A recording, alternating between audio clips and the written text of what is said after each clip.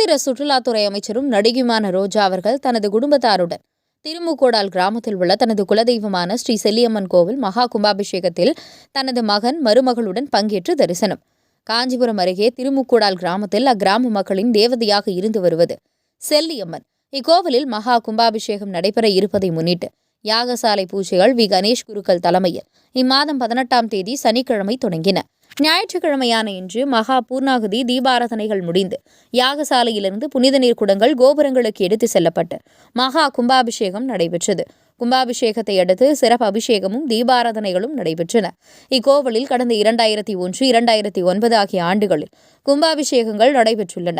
அதன் பிறகு 14 ஆண்டுகள் கழித்து இன்றுதான் மகா கும்பாபிஷேகம் நடைபெற்றது. கும்பாபிஷேகம் நிறைவு பெற்ற பின்னர் ஏராளமானோருக்கு அன்னதானம் வழங்கப்பட்டது.